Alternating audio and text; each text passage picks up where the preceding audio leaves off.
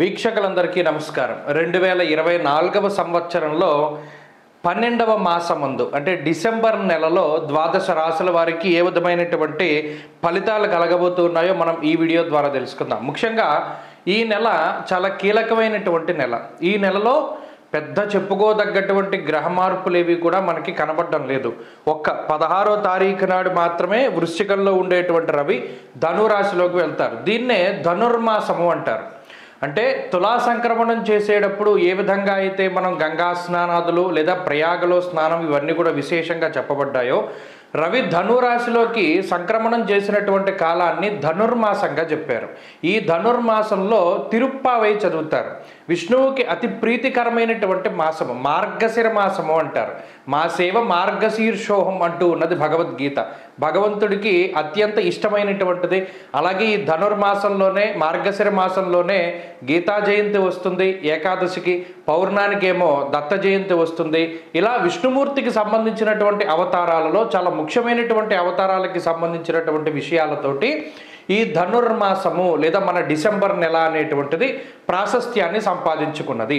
ఇంకొక ముఖ్యమైన విషయం ఏంటి అంటే, మార్గశిర మాసంలో అనగా ఈ డిసెంబర్ నెల 2వ తారీఖు దగ్గర నుండి ప్రారంభమయ్యేటువంటి మాసంలో మార్గశీర్షే మహద్భయం, ఎటువంటి గృహారంభాలు చేయకూడదు, అంటే శంకుస్థాపనలు చేయకూడదు.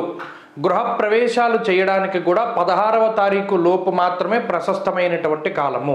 ఎందుకంటే అధమ పక్షంలో, అది కూడా మార్గశిర మాసంలో గృహప్రవేశం అనేటువంటిది కొన్ని గ్రంథాల్లో అధమ పక్షంలో చేయమన్నాడు. అంటే ఇక కాంటబట్టు మనకు అవకాశం లేదు అనుకునేటప్పుడు చేయమన్నాడు. కాబట్టి 16 లోపే గృహప్రవేశాదులు చేయాలి. గృహారంభం అంటే శంకుస్థాపనలు చేయడానికి ఈ మాసం ఎంత మాత్రము కూడా పనికిరాదు. ఉన్న ముహూర్తాలు కూడా అంత గొప్పగా లేవు. కాబట్టి ఆ విషయం ఒకటి దృష్టిలో పెట్టుకోవాలి. ఇంకొక ముఖ్యమైన విషయం ఏంటి అంటే, ఈ మాసంలో 16వ తారీఖు దగ్గర నుండి సంక్రాంతి నెలపడతారు. అంటే ఏ విధమైనటువంటి శుభ కార్యక్రమాలు ఆచరించడానికి కానీ అది యోగ్యమైనటువంటి కాలము కాదు. కాబట్టి అటు ఆ సంక్రాంతి నెలపట్టేది చూసుకున్నా లేదా ధనుర్మాసం లెక్కలో చూసుకున్నా, ద్విస్వభావేతు నిందితం రవి ద్విస్వభావంలోకి వెళుతున్నప్పుడు ఆ రకంగా చూసుకున్నా 16వ తారీఖు దాటిన తర్వాత శుభ కార్యక్రమాలు చేసుకోవడానికి అంత యోగ్యమైనటువంటి మాసము కాదు. ఈ విషయాలన్నిటినీ కూడా, అంటే ఒక నెల ప్రారంభమయ్యేటప్పుడు ఈ విషయాలన్నీ మనం దృష్టిలో పెట్టుకోవాలి. అలాగే ఈ మాసంలో ఇందాక మనం చెప్పుకున్నట్టు 16వ తారీఖు వరకు రవి వృశ్చిక రాశిలో సంచారం చేస్తారు.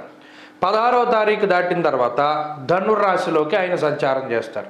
ఇది ఒకటే మేజర్ ట్రాన్సిట్. మిగతా గ్రహాలన్నీ గత మాసంలో మాదిరిగానే ఉన్నాయి. గురుడు వక్రించి వృషభమందు, అయితే ఈ మాసంలో కుజుడు వక్రించబోతున్నారు. మనం చెప్పుకున్నాం కుజస్తంభన గురించి. ఈ మాసంలోనే డిసెంబర్ నెలలోనే కుజుడు మరలా వక్రించి వెనక్కి వెళుతూ ఉంటారు. కానీ ఈ నెలలో అయితే కుజుని యొక్క మార్పు లేదు, మరలా మిథునంలోకి వచ్చే నెలలో వెళ్తారు. కేతువు కన్యా రాశిలోను, రవి బుధులు వృశ్చిక రాశిలోను, అలాగే శుక్రుడు మకర రాశిలోను, కుంభమందు శనేశ్వరుడు, మీనంలో రాహువు ఉన్నారు. ఇది అపసవ్య చక్రము అంటారు. ఈ అపసవ్య చక్రం ప్రకారం ఈ విధంగా చూసుకోవాలి. మరి ఇలా ఉన్నప్పుడు గ్రహస్థితి మేషాది ద్వాదశ రాశుల వారికి ఈ మాసం ఏ విధమైనటువంటి ఫలితాలు కలగబోతున్నాయో మనం ఇప్పుడు తెలుసుకుందాం. సింహరాశి వారికి ఈ మాసంలో ఏ గ్రహాలు అనుకూలిస్తూ ఉన్నాయి, ఏవి ప్రతికూలంగా ఉన్నాయనేటువంటి విషయాన్ని దృష్టిలో పెట్టుకుంటే, కుజుడు వ్యయస్థాన స్థిత గ్రహంగా ఇబ్బంది పెడుతూనే ఉన్నారు. అయితే ఈ మాసంలో కుజుడు వక్రిస్తారు, మళ్ళీ స్తంభించి వెనక్కి వెళ్ళిపోతారు. కాబట్టి కొంత లాభకుజుడి యొక్క ఫలితాన్ని కూడా త్వరలో, అంటే ఈ నెలలో రాదు కానీ ఈ నెలలో అంతా వ్యయకుజుడే.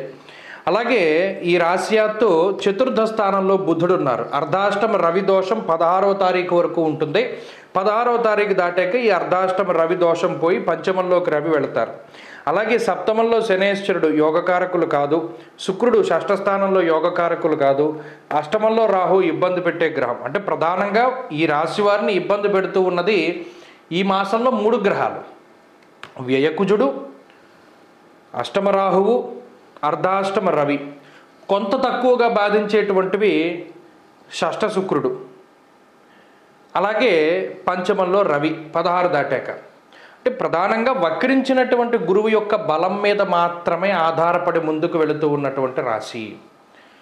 గురుడు వక్రించిన తర్వాత మాత్రమే కొంత పరిస్థితులు సానుకూలపడుతూ ఉంటాయి. ఎందుకు అలాగా అంటే, అక్టోబర్ 10 దాటిన తర్వాతే కొంత సింహరాశి వారికి అటు ఆరోగ్య పరిస్థితులు కానీ, ఆర్థిక పరిస్థితులు కానీ, కుటుంబ పరిస్థితులు కానీ, ఉద్యోగ పరిస్థితుల్లో వీటిల్లో కొంత మార్పులు వస్తూ ఉన్నాయి. ఈ గురుడు గనక వక్రించి ఉండకపోతే ఈ సింహరాశి కొంత దెబ్బతినేది.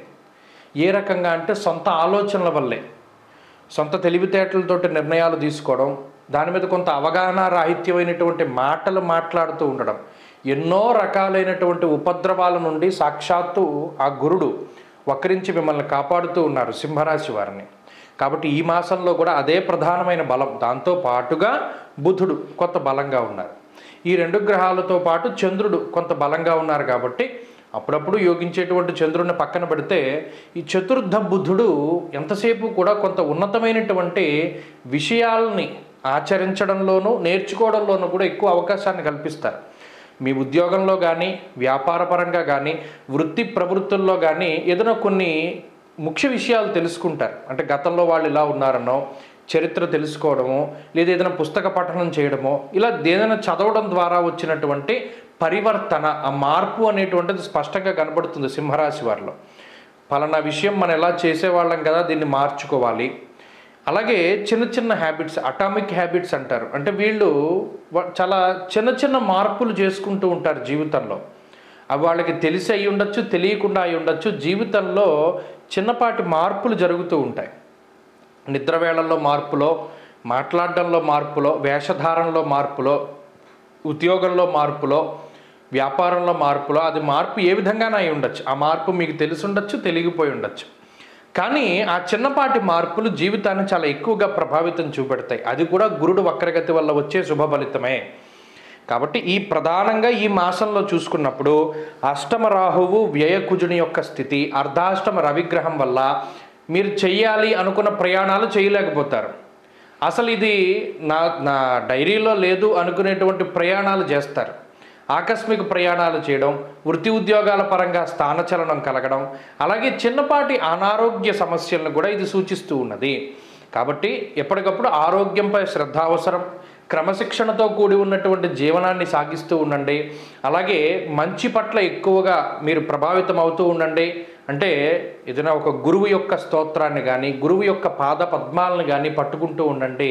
అలాగే భగవంతుడి యొక్క దర్శనం వీలున్నంత వరకు ప్రతి శనివారం నాడు శివాలయంలో దీపారాధన పెట్టండి.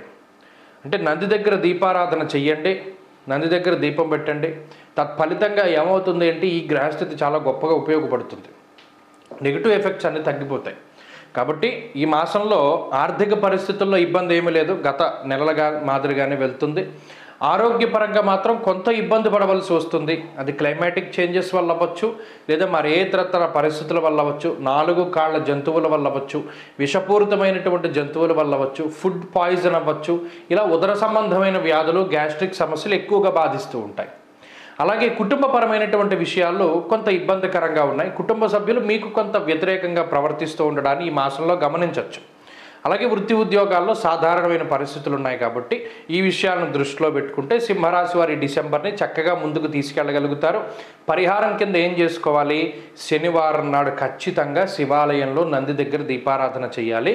ప్రతిరోజు ఆంజనేయ స్వామి యొక్క స్తోత్రాన్ని, హనుమాన్ చాలీసా కానీ, ఆంజనేయ అష్టోత్తర శతనామావళి కానీ పారాయణ చేస్తే మంచిది. స్వస్తి.